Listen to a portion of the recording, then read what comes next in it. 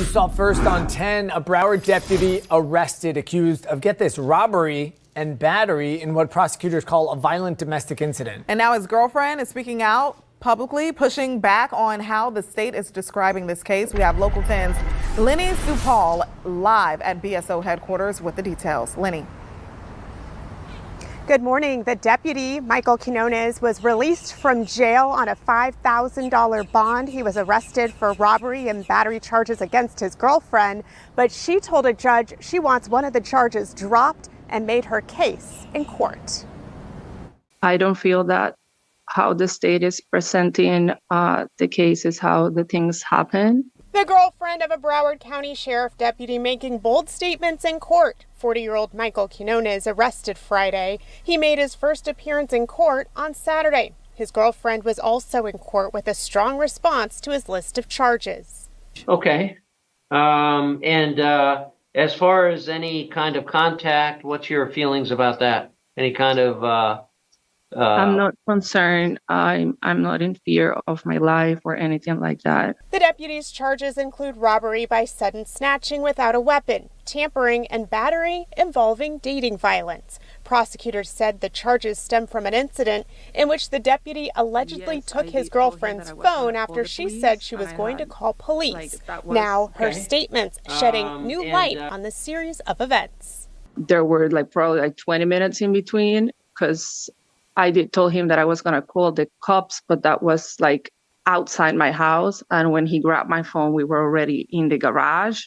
And I just had my phone in the hand, but I was not actively trying to call 911. The deputy's girlfriend says the robbery by sudden snatching charge goes too far. Prosecutors responding to her statements by saying this. She's not remembering it all correctly based off of her statement to law enforcement. This was a pretty violent incident, so I would just recommend no victim contact at all.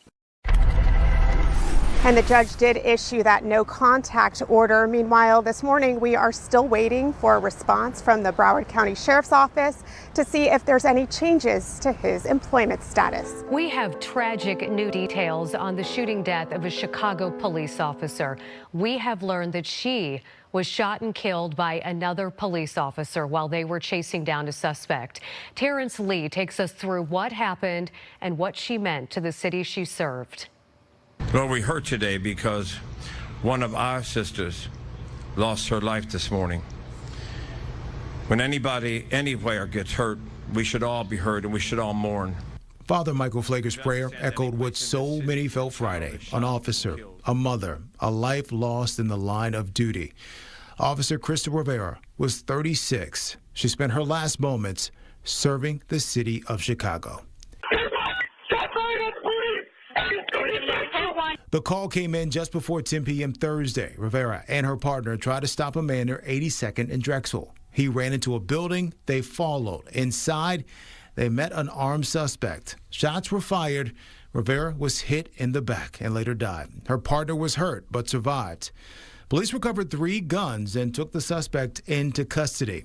Superintendent Larry Snelling spoke not of tragedy, but of Rivera's character. Our officer was young, vibrant, and a hard worker. Prior to going out and attempting to make that stop, she had already processed 2 other guns working that day. She was a working police officer trying to keep the streets safe. The Chicago Police Memorial Foundation says Rivera represented everything we want our police officers to be: smart, assertive, tough, compassionate, and professional. In a statement, Mayor Brandon Johnson said she was loved by many and that we are heavy with the weight of this tremendous loss for our city. Friday evening at a rally with Father Flager in St. Sabina, the mayor says we have to make our city safer by working together. The violence that we have experienced of late, it is not only troubling and disturbing, it is something that we have to address collectively. That's why the full force of government is on display today. Because as hard as Commander Tate is working in our entire police department, it is not just policing alone that's going to build safe communities. It's going to take policing and mental health support services. Officer Rivera is the second officer from the 6th District killed in the line of duty since November. Officer Enrique Martinez was just 26 when he was shot during a traffic stop in Chatham. His name went up on the memorial wall last month. Now, her name will follow. And for the officers who wear that badge, the weight of that sacrifice never goes unnoticed. The loss of life is one that we all have to go through, but we choose this profession because ultimately we know and understand that there is a possibility that we may not go home, at the end of our shift. And unfortunately, the officer that did succumb to her wounds paid that ultimate sacrifice in doing a job that I know that she loved so dearly. That was our Terrence Lee reporting. Rivera is survived by a 10-year-old daughter. So far, no charges have been announced. Good morning. Welcome to the Bad Apple Report. It's 7:30 a.m. bright and early right here at home on the range. Thank you so much for being here today, folks. I really appreciate it. And thanks for showing up last night. I know I said I was going to take the day off, and I appreciate all your comments saying, I need a break, and I know you guys probably need a break from me, but, it's almost like we're duty bound. Okay, so here we are again, and we're in San Diego, and we're talking about this hung jury for the San Diego deputy who fatally shot the fleeing unarmed man in the back. That's bad news as far as I'm concerned. Jurors deliberated for more than a week before announcing they were hopelessly deadlocked in the trial of Aaron Russell, who's been prosecuted in both state and federal court for the May 1st, 2020 shooting death of Nicholas Bills. Okay, both state and federal. San Diego federal jury was unable to reach the verdict, and a mistrial was declared Thursday in the trial of former San Diego County Sheriff's deputy who fatally shot a fleeing unarmed man outside of the San Diego County Central Jail. Jurors deliberated for more than a week before announcing they were hopelessly deadlocked in the trial of Aaron Russell, who was prosecuted on both state and federal court for the May 1st, 2020 shooting death of Nicholas Bills. Following Thursday's mistrial announcement, a status hearing was set for next month, at which point prosecutors might detail the next steps for potential retrial. Bills, age 36, was arrested for allegedly brandishing a golf club at park rangers in Old Town State Park, and he was transported to San Diego Central Jail when he partially slipped out of his handcuffs and escaped from the California State Parks office and took off running. I think I've got that video playing behind us, and you've seen it. So, as he fled, he was shot 4 times in the back, arms, and thigh. 3 other law enforcement officers were on the scene, but Russell was the only one to draw his firearm, according to prosecutors. At the time of the shooting, Russell was 23 years old and had been in the sheriff's department for 18 months. In the opening statements of the federal trial, the prosecutors argued Russell's decision to open fire shocked the other law enforcement officers that were present. That did happen. Okay, there's a lot more to it, but we know how it went down. And it says the shooting also led to a wrongful death lawsuit filed by Bill's family, which was settled in mid-2022 with San Diego County agreeing to pay $8.1 million. And that's the deal. So, although Russell was indicted on those federal deprivation of rights under color of law charges, there's a hung jury there. And he's just off until we see what happens in the future. Thank you so much for being here, folks. Let's move on with the show. Video from inside the Broward County Jail shows an inmate with 3 detention deputies in 2022. She was asked to change into jail clothing.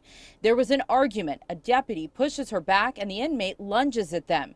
The deputies respond with what Sheriff Gregory Toney says was proper use of force. The video is crystal clear that they had demonstrated only the level of force necessary to get this individual back in compliance. Sergeant Zakiah Polk, Cleopatra Johnny, and Denia Walker were arrested last month, more than 2 years after the incident.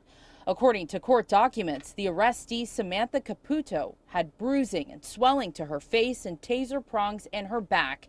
The document says she was physically shoved backwards by Polk, Walker, and Johnny then punched and kicked Caputo several times, something Toney says they were in the right to do. You don't get a free pass to strike, injure, hurt, or harm any of my goddamn deputies in this agency. None of them. In a fiery Friday news conference, Sheriff Toney showed photos of injuries to one of the deputies. The suspect placed her hands, struck, scratched, kicked, and bit one of my deputies to the level of force that it not only penetrated her skin, but it fractured her bones. The sheriff was angry and called on the state attorney to drop the charges against the three, while also alluding to possible public corruption by the office, offering little specifics. He pointed to 141 BSO cases submitted for prosecution over the last 6 years. 66 of those were declined by the state attorney's office. What is the driving factor that out of all of these cases that we've submitted over the last 6 years, that this is the one where the assistant state attorney says we're going to hold law enforcement accountable? The state attorney's office said the investigation into the three was initiated in April of 2024 when Caputo's attorney filed a motion to dismiss battery charges against her. Broward State Attorney Harold Pryor said in a lengthy statement in part, "I'm very disappointed that the sheriff said that he was speculating when he made vague comments alleging public corruption by my agency. However, as a prosecutor, I'm held to a higher ethical and moral standard and will not speculate about this important matter. Attempts to verbally bully my office or sway public opinion prior to trial will not deter us from seeking justice and striving to do the right thing." The sheriff's office says they are paying for the lawyers for the three women. First time a family is sharing their heartbreak tonight after a deadly shooting at a Northland Walmart. Ron Barnett died last Wednesday, and we now know he was a father and a grandfather. KMBC 9's Andy Alcock has his family's plea for justice tonight. He was funny. Always made jokes. He would give his shirt off his back if you needed it. Elizabeth Moon is talking about her dad, Ron Barnett, seen here with his granddaughter, Mallory.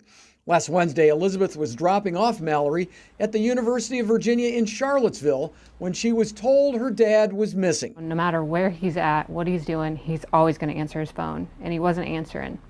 So I immediately started to panic. Then she saw her SUV on social media at the Walmart shooting. Elizabeth then drove 15 hours to get home with Mallory, who was supposed to start classes today.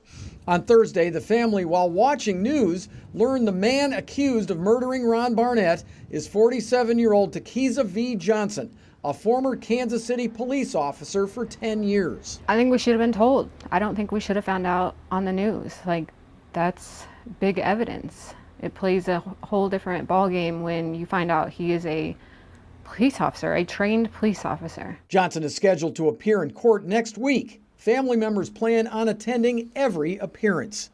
Andy Alcock, KMBC 9 News.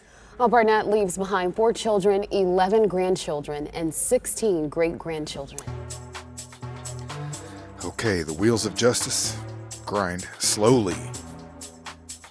This bad apple is about to face justice. The trial date is set for former Kansas City police officer charged with murder. Kansas City, Missouri, the trial date has been set. According to the online court records, Taquiza Johnson, you just saw in that last piece, was charged with first-degree murder and armed criminal action after a deadly 2024 shooting that Kansas City police said was avoidable and Platte County prosecutors called equally tragic and disturbing. Okay, online court records say the trial date is set for June 22nd, 2026. Okay, back to the... Okay, 9 a.m., Platte County Court. Johnson is accused of killing the 71-year-old Ronald Barnett. Okay. All right. So that bad apple has been sitting in jail since August 22nd, 2024. That's when he was booked into the Platte County Jail, and he remains incarcerated until his trial, June 22nd, 2026. Okay, let's move on with the show. Today, the Albuquerque Police Department held their 3rd yearly Women in Blue event. It provides women a first-hand look at law enforcement operations in the city. And those who attended today's event were able to learn from other female officers and take part in some physical activities one-on-one with police officers as well. Their organizer tells us why it's so impactful for women who have aspirations to join law enforcement. It's great for us to see other women who want to follow in our footsteps, who want to commit to a job that we hold so near and dear to our heart. A lot of times some of the participants don't realize how strong they are, how far they can push themselves. So I think it's just a great opportunity in a low-stress environment for them to see some of the goals they can achieve. And this event has helped raise the number of female police officers each year. APD has about 18% of female officers, and that number continues to grow. You know, I'm not sure ladies make the best cops, but I bet lady cops make the best sandwiches. Just kidding. They're probably useless at that as well. This bad apple here, this lady cop, Cole County deputy charged with misdemeanors after hitting a vehicle at high speed. Okay. Cole County deputy faces 2 misdemeanor charges after she allegedly hit another vehicle at high speed in Jefferson City during a response in 2023. Mercy Gonzalez is her name, allegedly drove through a red light at over 100 miles per hour with the red and blue lights activated and hit a vehicle in the intersection, according to court documents. On December 15th, 2023, law enforcement was advised that a crash had occurred in Cole County in Missouri, on Missouri 179 at the intersection of West Edgewood Drive. All right. Gonzalez was operating a Cole County Sheriff's Office Dodge Charger with emergency blue and red lights activated when she crashed into a 69-year-old woman's Honda Pilot. Okay. Hammering down there, Gonzalez. Okay, the Charger was traveling between 104 and 107 miles per hour when it crashed into the Honda Pilot, which was traveling at about 22 miles per hour, according to the court documents.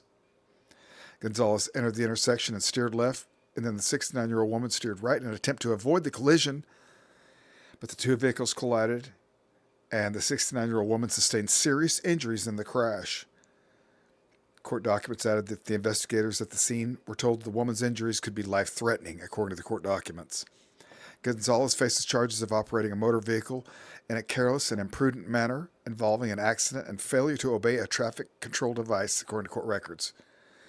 Ladies are not great cops, but lady cops likely make great sandwiches. Okay, let's move on with the show. Will y'all comment after? No, I'm going to comment after. Is there a reason why we won't comment after? Yeah, we have our own communications plan, Mr. Killian, and we'll communicate in that time period. Thank you.